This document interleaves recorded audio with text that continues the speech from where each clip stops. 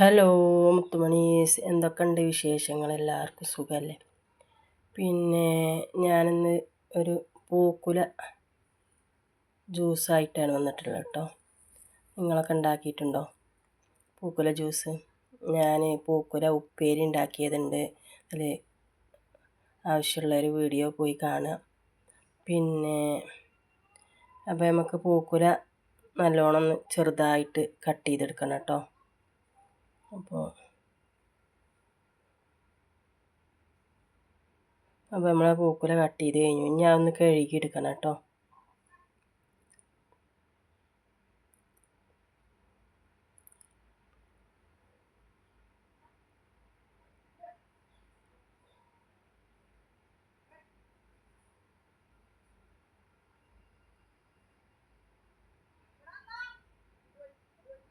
ഈ പൂക്കുല ജ്യൂസ് ഉണ്ടാക്കാത്തവരുണ്ടെങ്കിൽ ഉണ്ടാക്കി നോക്കണം, കിട്ടുമ്പോൾ കേട്ടോ. നമുക്ക് എപ്പോഴും കിട്ടുന്നൊരു സാധനമല്ലല്ലോ, അപ്പോൾ കിട്ടുമ്പോൾ ഉണ്ടാക്കി നോക്കുക.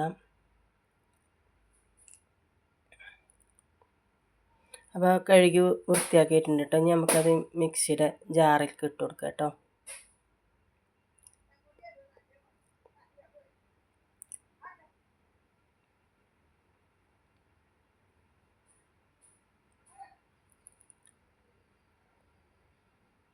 അപ്പോൾ ഇനി നമുക്ക് വേണ്ടത് പഞ്ചസാരയാണ് കേട്ടോ.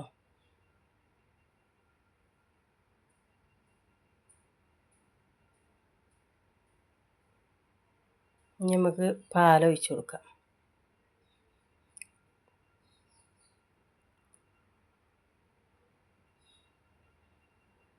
ഇനി നമ്മൾ കുറച്ച് ഒരു തുള്ളി വാനില എസൻസ് ഒരു ഫ്ലേവറിന് വേണ്ടിയിട്ട് അത് തുള്ളി ഒറ്റിച്ച് കൊടുക്കാം കേട്ടോ.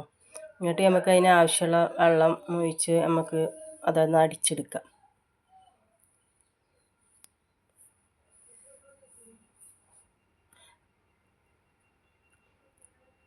അപ്പോൾ നമ്മൾ ഐസ് ക്യൂബ് ഇട്ട് കൊടുക്കുകയാണ്.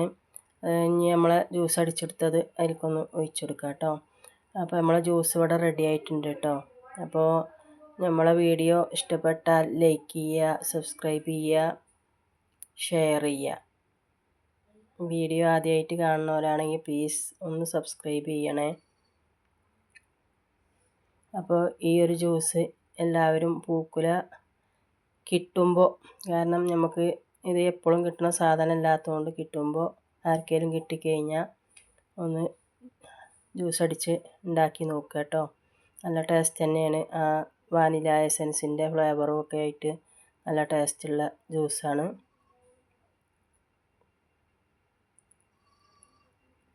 അപ്പോൾ ഇനി ഞാൻ അടുത്തൊരു വീഡിയോയുമായിട്ട് വീണ്ടും വരാം ഇൻഷാ അല്ലാ. Okay, by.